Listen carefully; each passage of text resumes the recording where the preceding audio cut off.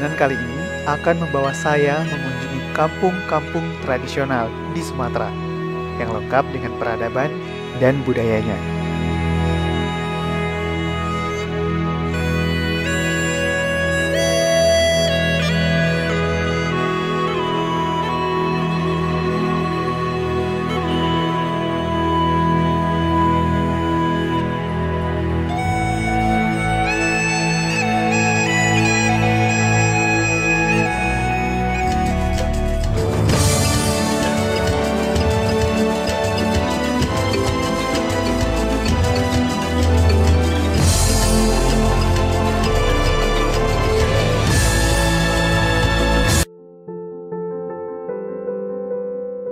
Di alam Surambi Sungai Pagu, Kabupaten Solok Selatan, Sumatera Barat, terdapat pola pemukiman tradisional masyarakat Minangkabau.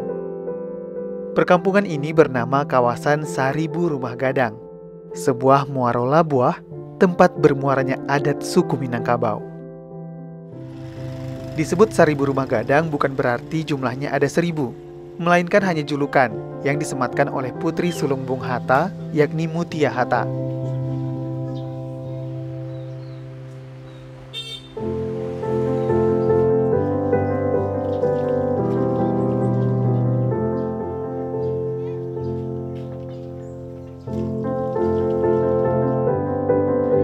Bagi masyarakat Minangkabau, rumah gadang adalah harta pusaka tinggi, kebanggaan mereka. Rumah gadang jadi cerminan kebersamaan, gotong royong, sekaligus sebagai identitas sebuah kaum, bahkan desa atau nagari. Cirinya bisa kita lihat pada atap bagonjong. Bentuk ini konon diadopsi dari bentuk tanduk kerbau, lipatan daun sirih, dan ada pula yang menyerupai perahu para leluhur mereka di masa lampau. Balai Pelestari Cagar Budaya Sumatera Barat mendata ada sekitar 109 rumah gadang yang berada di kawasan seluas 23,6 hektar ini. Umumnya, rumah gadang ini sudah mencapai usia lebih dari 100 tahun. Bentuknya masih sangat asli, hanya mengalami perbaikan dan penambahan pada material komponen bangunan. Seperti tangga kayu menjadi tangga bersemen, atap ijuk menjadi atap seng.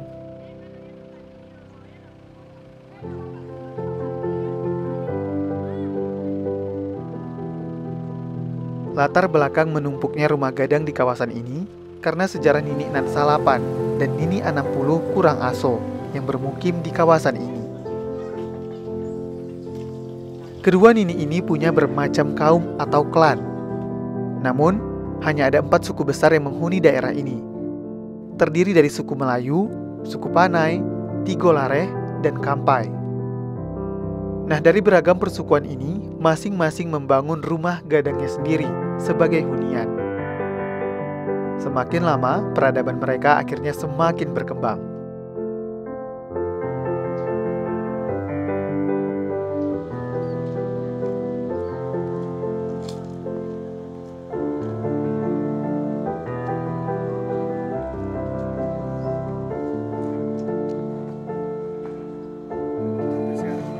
Terserah, Pak.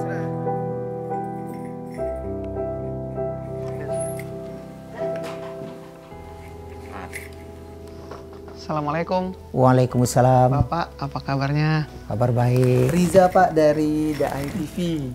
Wah, ini lengkap dengan pakaian kebesarannya nih Pak ya. Saya enaknya panggil Pak Datuk nih Pak ya, berarti ya. Nah Pak Datuk, ini saya penasaran Pak Datuk ya.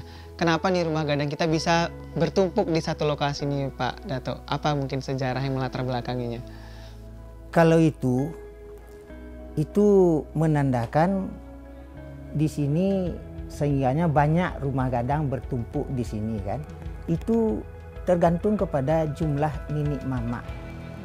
Nah, kalau di sini, kalau sekarang ini rumah ninik mamak saja 147. Yang ada di Sungai Pagu ini? Yang ada di Kota Baru saja. Yang ada di Kota Baru saja, saja ada sekitar 147. Wow, cukup banyak. 147 itu masing-masing ninik mamak sekurang-kurangnya 1 rumah gadangnya. Bahkan 1 ninik mamak itu ada yang 3 rumah gadangnya. Nah jadi berarti karena banyak ninik mamaknya di sini, makalah banyaklah rumah gadang di sini Pak ya?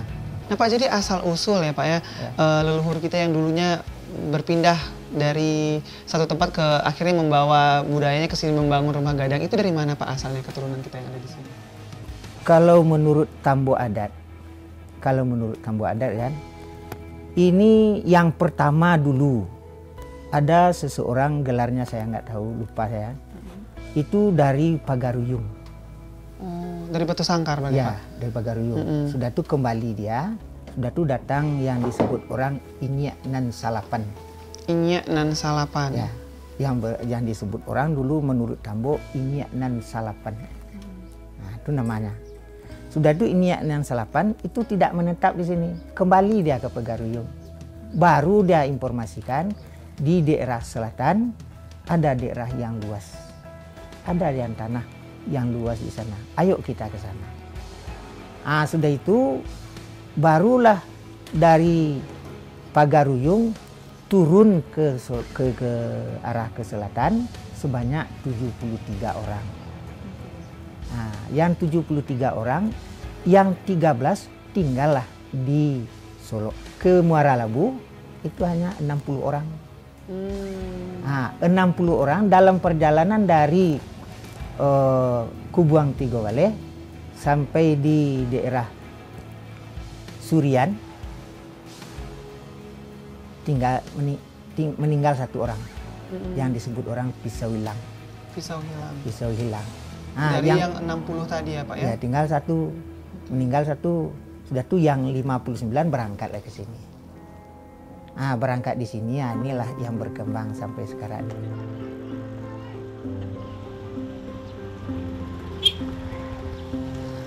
Banyaknya suku ikut menciptakan variasi tipe rumah gadang. Variasinya bisa dilihat dari jumlah gonjong, posisi tangga, dan anjungannya.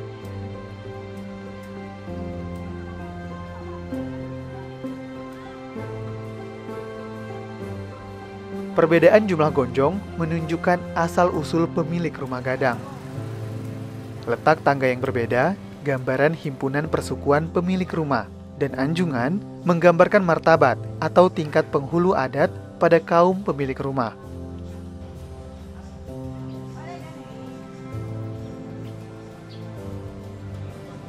Salah satu ikon kawasan 1000 rumah gadang yang sangat terkenal adalah Rumah Gadang Gajah Maram. Rumah gadang ini pemiliknya kaum Datuk Lelo Panjang dari suku Melayu Buah Anau. Rumah gadang Kotopiliang ini bergonjong genap, dibangun sekitar tahun 1794. Hampir di setiap rumah gadang berjejer rangkiang. Semakin banyak jumlahnya, penanda semakin sejahtera pula kaum yang memilikinya. Bangunan rangkiang ini adalah lumbung tempat penyimpanan hasil panen padi. Rangkiang tidak memiliki pintu, hanya ada satu jendela yang terletak di bagian atas dan posisinya cukup tinggi. Rangkiang ini punya banyak tipe dan fungsi yang berbeda-beda di masing-masing kaum. Itulah keistimewaan rumah gadang ini Bu ya, rumahnya besar jadi bisa ditinggali beberapa keluarga gitu ya. Ini mani nak Anjung, kalau Anjung itu keturunan raja. Oh berarti ini tidak ada Anjungnya? Cuman kalau Jawa dan Datu aja. Mani. Ya. Jadi Bu kalau untuk perawatannya susah nggak Bu kira-kira? Rumah gadang ini merawatnya? Enggak Bu ya? Ini kan sudah gitu. Di BT, dikasih sekat? Ya.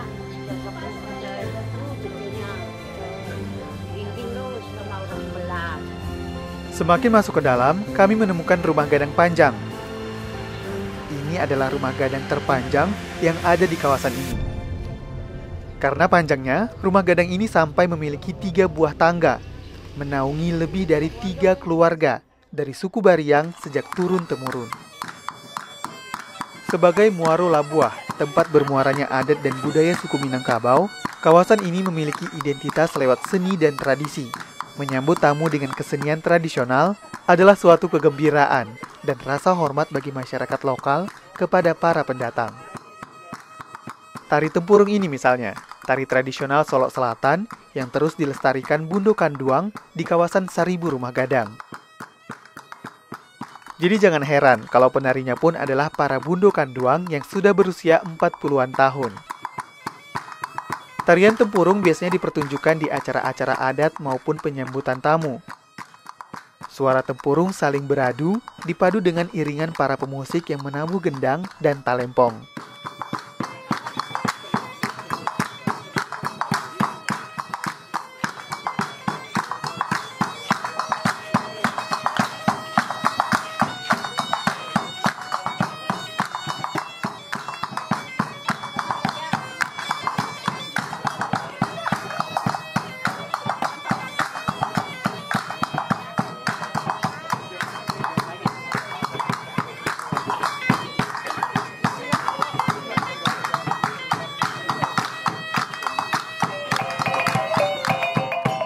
Persembahan silat luncua yang dibawakan Sanggar Alinan Sakabe juga menambah semarak suasana pertunjukan. Pada dasarnya, silat ini adalah silat tarung yang cukup mematikan. Silat luncua memiliki sekitar 49 jurus, 5 diantaranya termasuk jurus mematikan dan tidak sembarangan dipertontonkan. Sifat dari gerakan silat jenis ini adalah menunggu dan mengunci. Gerakannya bernafaskan Islami, mengadopsi gerakan sholat dan huruf hijaiyah.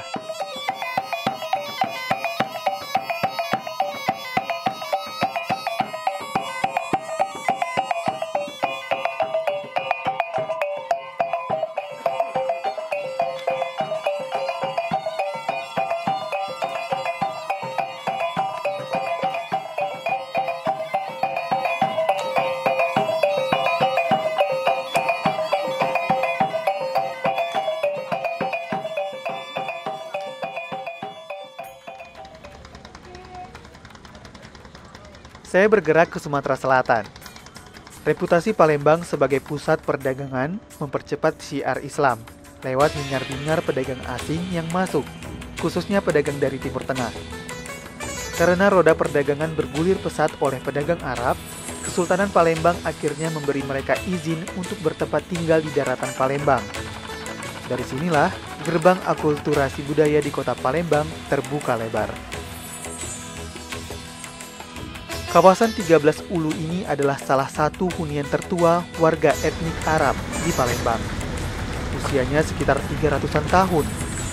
Warisan dari ulama sekaligus saudagar Habib Hasan Abdurrahman bin Ahmad Al-Munawar yang berasal dari pesisir Jazirah Arab Hadramaut, kota Yaman.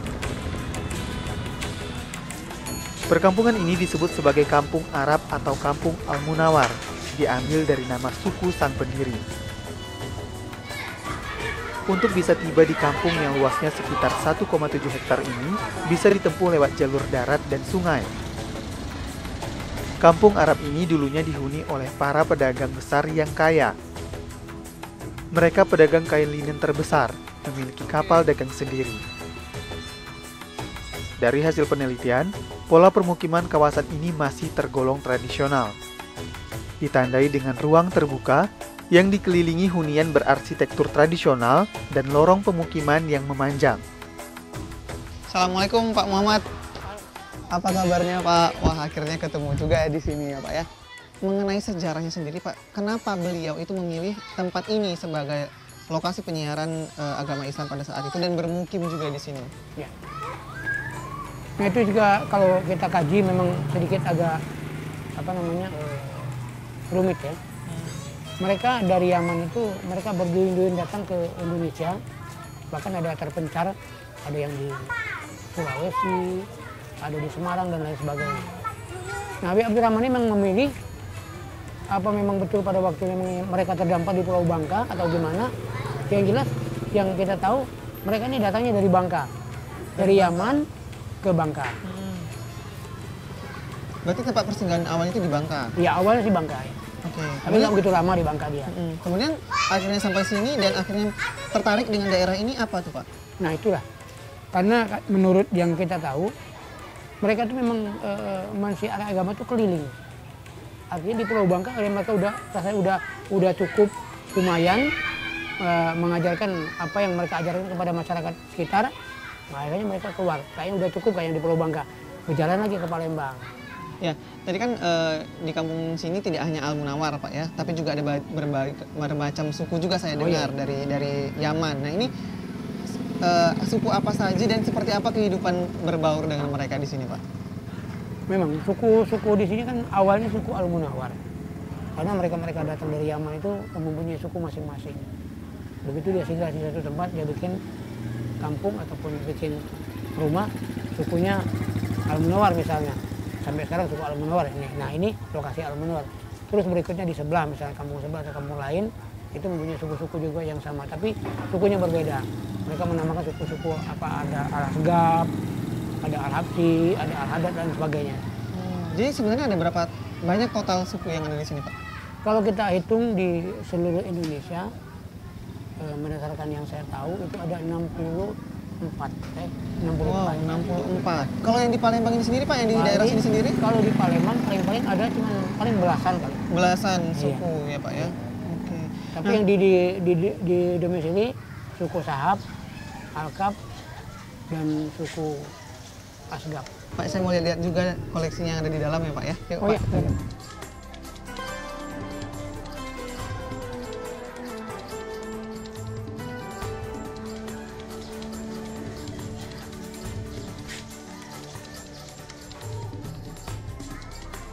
Kampung Arab Al Munawar dihuni 64 kepala keluarga. Semua warganya adalah keturunan dari Habib Hasan Abdurrahman bin Ahmad Al Munawar yang kini sudah mencapai generasi ke-7.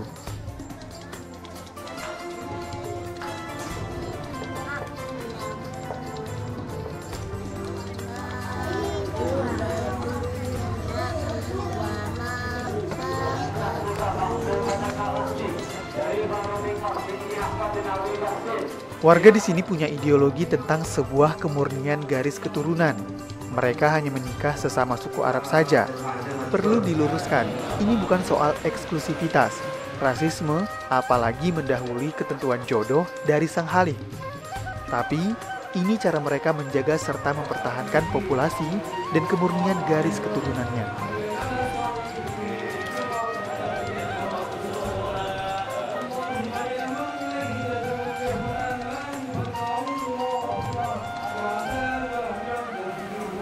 Berapa penting nih bangsa Arab yang ada di sini itu memandang kemurnian garis keturunan yang ada di sini? Pentingnya itu seperti apa Pak? Iya, kepentingannya yang gini.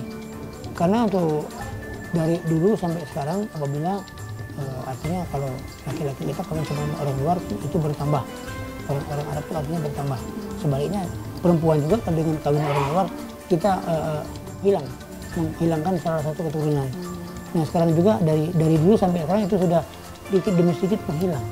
Lalu seperti apa Pak kalau misalnya gadis perempuan yang misalnya katakanlah takdirnya tidak dijodohkan untuk orang-orang yang ada di sini, katakanlah dengan orang luar begitu, apakah ada sanksi adat yang diberlakukan sama si perempuan ini atau tidak?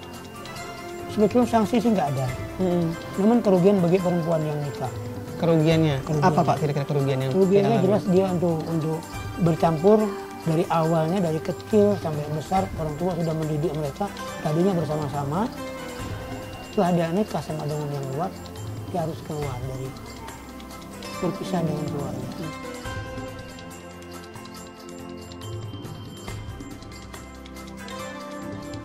Status sosial leluhur mereka bisa diukur dari 8 unit bangunan yang didirikan Habib Abdurrahman untuk anak-anaknya. Bentuk arsitektur rumah-rumah kuno ini terdiri dari rumah limas, rumah indis, rumah panggung, dan gabungan antara rumah panggung dan rumah indis. Uniknya lagi, masing-masing rumah memiliki nama. Ada rumah tinggi, rumah darat, rumah batu, rumah tengah, rumah kembar darat, dan rumah kembar laut. Penamaan ini didasarkan pada posisi rumah terhadap Sungai Musi dan material bangunannya. Diurutkan sesuai dari milik anak sulung sampai anak bungsu.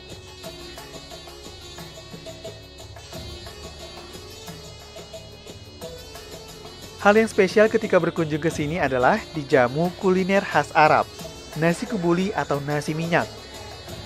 Nasi ini diolah dengan susu asli rendah lemak. Selain itu, kulinernya disajikan dengan budaya ngidang ala Palembang. Ini bukti bahwa budaya asli milik mereka sudah sangat menyatu dengan budaya lokal Palembang.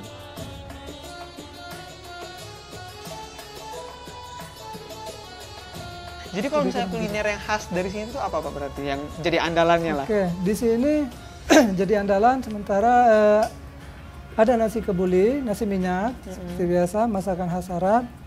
Kita punya kopi di sini. Kopi diproduksi oleh warga sendiri. Untuk biji kopinya memang didatangkan dari pagar alam. Kopi robusta. Dan pengolahannya oleh warga sendiri. Masak dan segala macam. Terus ada kue yang diolah dari rempah-rempah, namanya kue kaak. Wisatawan yang datang nih berkunjung ke sini dan akhirnya dijamu makan oleh Pak Ahmad ya di rumah kembar laut ini sendiri. Itu kok bisa sampai seperti itu Pak? Akhirnya mereka dijamu makan di sini untuk apakah juga untuk mengenalkan salah satu budaya Arab di sini juga Ya, Pak? salah satunya untuk mengenalkan budaya kita juga.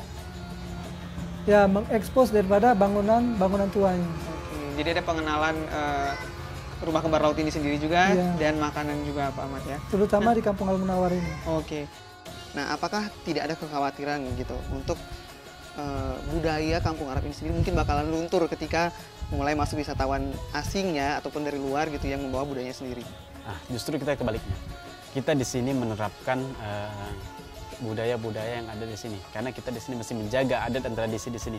Jadi kita para pengunjung, para wisatawan itu di sini memasuki wilayah wisata religi atau jadi mereka harus menuruti dan mentaati peraturan-peraturan yang ada di sini.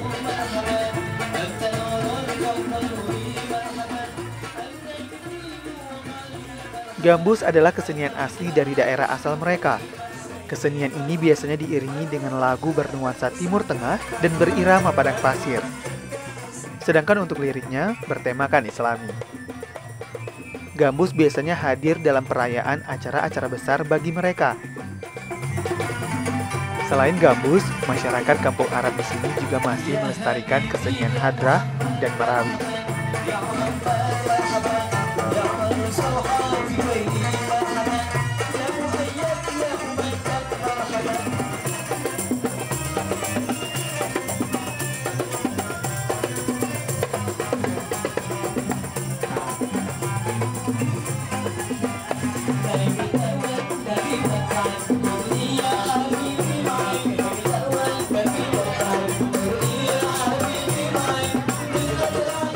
Selalu ingat, buka mata, hati, dan telinga, karena ada banyak nilai berharga yang bisa menjadi potret bagi masa depan kita.